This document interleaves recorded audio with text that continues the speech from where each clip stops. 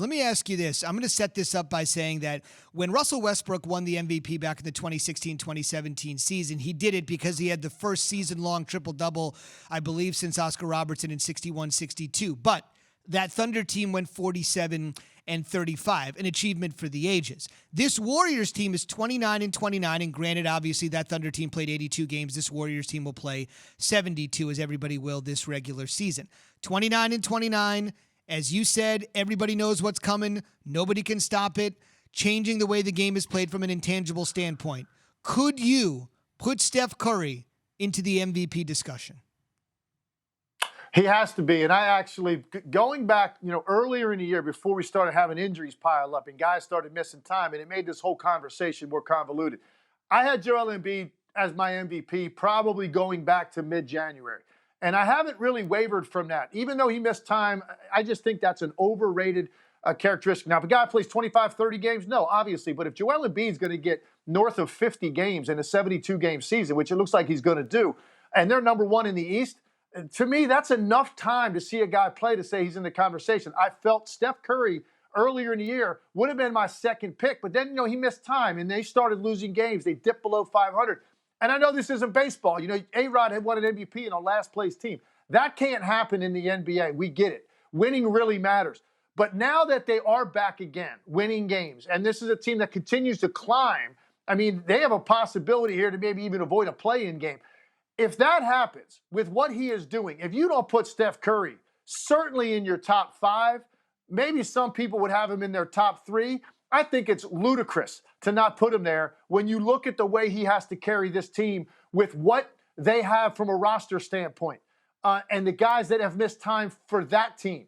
Steph Curry is the focal point on every possession, and he is still doing this and breaking records every single night and keeping that team afloat and making them interesting. And by the way, one last component to this, in a lot of ways, I feel like Steph Curry has salvaged the NBA regular season because of all of the star players that have missed time, all of the marquee matchups that haven't come to fruition because guys are missing games. It's not the same product when you sit down to watch two teams play and the stars aren't there.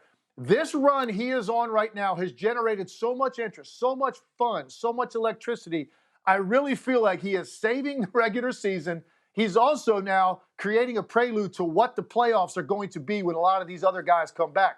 So that should carry some weight as well, because I really believe he's put the whole league on his back right now because all eyes are on Steph Curry, rightfully so, and he is right now must-watch TV. So Steph absolutely should be in the top 5 if he stays healthy the rest of the year and the Warriors make the playoffs. It's an incredible, monumental feat to get that team there. And by the way, it'd also be very dangerous to play that team in a one-game play-in with that guy that hot coming in, and also even a 7-game series with a team like Phoenix or Utah, whoever it may be. The way he's playing and what he is capable of doing to destroy you defensively, man, who wants to deal with that going into the playoffs? So, man, has he created a storyline here as we head down this final month of the season. Tim, I'll give you a double-barrel question real quick. Lakers and the Nets. How worried should we be about those injuries to both those clubs? I think I know the answer, but go ahead.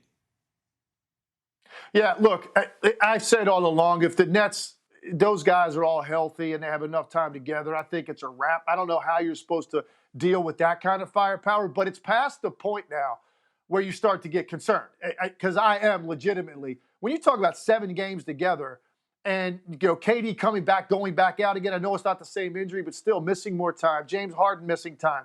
They still haven't been through very many one-possession game situations to try to figure out how they're going to run their offense in those moments. And that, to me, is what we're talking about. Defensive chemistry, sure, that's important. But ultimately, these guys are going to win games because of their shot making, and they've got to sort through every situation at the end of a game. Let's say it's a 2-2 series, and now you're in a one-possession game on a game that could pivot the entire thing. They have not been in those kind of pressure-filled moments to see how they're going to handle roles and responsibilities and acceptance on certain possessions. And that, to me, is starting to become a legitimate concern. I'm less concerned about the Lakers. I just think LeBron James has so many different ways he can beat you that eventually he's going to figure it out. So I'm not as concerned about the Lakers as I am about the Nets, who require so much offensive chemistry to pull this off. and they have none right now amongst those 3 players. So look, it's starting to get to that point. You know, what is it Yogi Berra said? It gets late early out here. That's what I feel like right now with the Nets a little bit.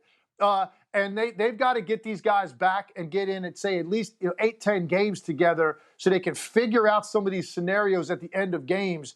Of course, they're also going to get a first-round series that should be light work, and that's going to give them another 4 or 5 games to sort through. So it still probably is enough time. But, yeah, look, it's legitimate concern.